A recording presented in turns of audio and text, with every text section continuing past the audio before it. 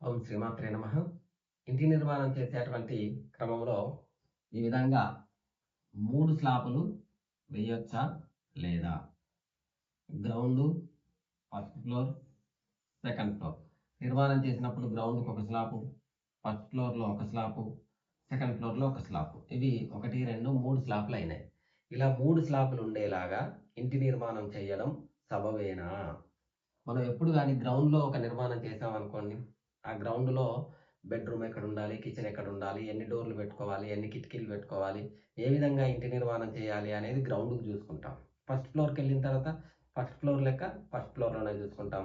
Second ఫ్లోర్‌కెళ్ళిన తర్వాత second ఫ్లోర్‌లో ఏ విధంగా దర్వాజాలు పెట్టాలి? ఏ విధంగా కిటికీలు పెట్టాలి? ఎక్కడ కిచెన్ పెట్టాలి? ఎక్కడ బాత్రూమ్ కట్టాలి? ఎక్కడ లాట్రిన్ కట్టాలి? తర్వాత బెడ్‌రూమ్ ఎక్కడ? వాష్‌రూమ్ ఇవన్నీ గూడా ఎక్కడియి అక్కడ చూసుకుంటాం కాబట్టి మనము ఏ ఫ్లోర్ లెక్క ఆ ఫ్లోర్‌కే. అంత మాత్రాన 3 స్లాపులు వేయొద్దని మాత్రం ఎక్కడా లేదు. 3 స్లాపులు వేయొచ్చు. 3 స్లాపులు వేసి ఇంటి నిర్మాణం చేసుకోవచ్చు. ఇప్పుడు గ్రౌండు ఫస్ట్ ఫ్లోర్ కట్టుకుంటారు. కొంతమంది ఫస్ట్ ఫ్లోర్ పైన పెంట్ హౌస్‌గా మూడో స్లాప్ ఏసుకుంటారు. అలా కాకుండా ఇంకొంతమంది డైరెక్ట్‌గా 2 ఫ్లోర్‌లు ఏసుకుంటారు.